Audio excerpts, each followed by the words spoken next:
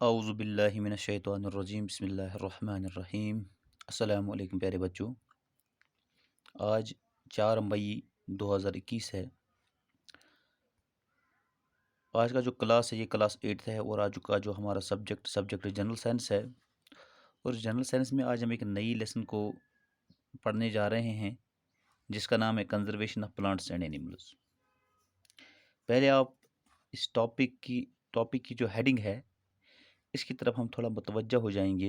इसकी तरफ हम थोड़ा सा तवज्जो देंगे कि इसका मतलब आखिर क्या है। Conservation of plants and animals का मतलब क्या होता है। जहाँ तक कंजर्वेशन का ताल्लुक है, कंजर्वेशन का मतलब होता है टू कंजर्व, टू प्रिवेंट, यानी बचाना, किसी चीज़ की हिफाजत करना, इसको कहते हैं कंजर्वेशन। अब हमें यहाँ पे किसको बचाना है, किस चीज़ की हिफाजत करनी है, ये है प्लांट्स एंड एनिमल्स। ये कहता है कि हम पौधों और जानवरों की हिफाजत कैसे करेंगे। ये लेसन में हमें पढ़ना है कि हमें पौधों और जानवरों की हिफाजत करनी है। लेकिन हमें पहले ये समझना होगा कि क्या वजह है, हमें इन पौधों और जानवरों की हिफाजत क्यों करनी है। ऐसा कौन सा मसला पेश आया कि इनकी हिफाजत करना, इनकी कंजर्वेशन करना ज़रूरी हुआ।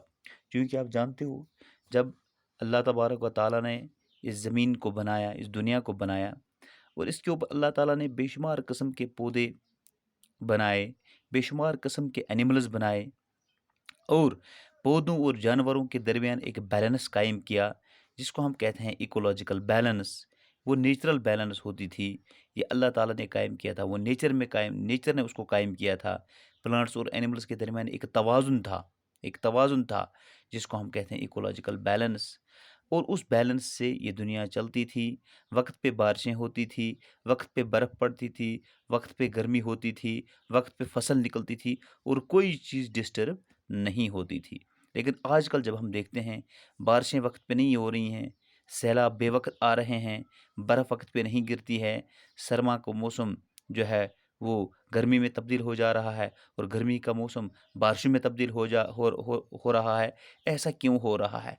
तो इससे हम ये अक्स करेंगे, इससे हम ये पता चलता है कि जो नेचर ने वो बैलेंस कायम करके रखा था, शायद वो बैलेंस डिस्टर्ब हुआ है।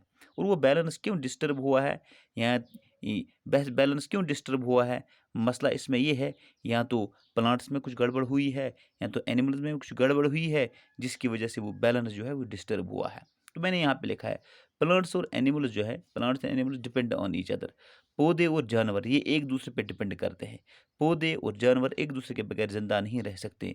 अगर पौधे नहीं हैं तो जानवर नहीं है, अगर जानवर नहीं होंगे तो पौधे भी नहीं हो सकते हैं। इसका मतलब है कि ये एक दूसरे के ऊपर डिपेंड करते हैं। मैंने यहाँ पे एक छोटी सी मिसाल लिखी है। प्लांट्स जो है इंसानों को, ये जानवरों को प्रोवाइड करती हैं, फूड देती हैं, टिम्बर देती हैं, फायरवुड देती है और सबसे बड़ा क्या है, ऑक्सीजन देते हैं टू द एनिमल्स।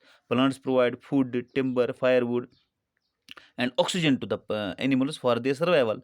और आपको मालूम है कि ये जानवर जो हैं ऑक्सीजन के बगैर एक लम्हा भी जिंदा नहीं रह सकते हैं। और ये ऑक्सीजन कौन दे रहा है, ये ऑक्सीजन ही पौधे दे रहे हैं, ये प्लांट्स दे रहे हैं। लेकिन इन टर्न ये एनिमल्स इनको क्या दे रहे हैं, in turn animals provide carbon dioxide to the plants to manufacture their food. देखो पौधे जो हैं ये भी जानदार हैं, इनको जिंदा रहने के लिए गुज़ा चाहिए।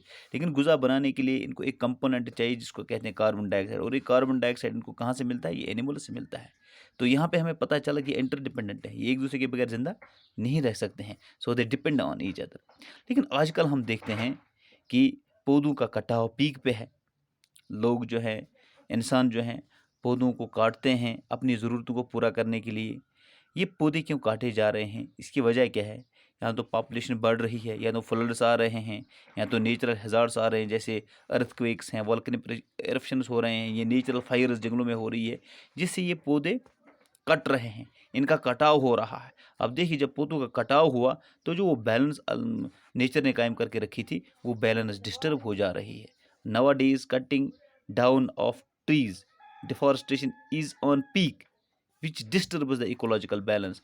आजकल देखिए आप कि पौधों का कटाव जिसकी पीक पे है, जिसकी वजह से वो इकोलॉजिकल बैलेंस डिस्टर्ब हो गया है। वो बैलेंस जो नेचर में था वो ख़त्म हो चुका था। इसीलिए इस लेसन में आपको पढ़ना है कि हमें ज़रूरत इस बात की है, हमें इन पौधों को, हमें इन जानवरों को कंज़र्व करना है ताकि इकोलॉजिकल बैलेंस किसी हद तक मेंटेन रहे। तो इसमें सबसे इस इकोलॉजिकल बैलेंस की जो डिस्टर्बेंस है, इसकी सबसे बड़ी मेन वजह जो है वो है डिफ़ॉरेस्टेशन। डिफ़ॉरेस्टेशन किसको कहते हैं? कटिंग डाउन ऑफ फॉरेस्ट्स और plants on large scale is known as deforestation. पौधों का ये हद से ज़्यादा जो कटाव हो रहा है, इसी कटाव को कहा जाता है डिफ़ॉरेस्टेशन। ये क्यों हो रही है? या तो पॉपुलेशन एक्सप्लोजन, आबादी बहुत ज़ोरों से बढ़ रही है, सैलाब आ रहे हैं, नेचुरल हैज़ार्ड्स की वजह से या नेचुरल फेयर्स की वजह से, जैसे अर्थक्वेक्स है, जैसे वोल्केनिक इरप्शंस हैं, उनकी वजह से जो हैं, और सबसे बड़ा जो है इंसान पौधों का कटाव दिन ब दिन ज़्यादा करता है, जिसकी वजह से वो इकोलॉजिकल बैलेंस डिस्टर्ब हो चुका है। अब हम कल पढ़ेंगे कि इस डिफ़ॉरेस्टेशन की वजह से कौन से असरात हमारे माहौल पे पड़ सकते हैं। इंशाल्लाह वो कल पढ़ेंगे। Thank you.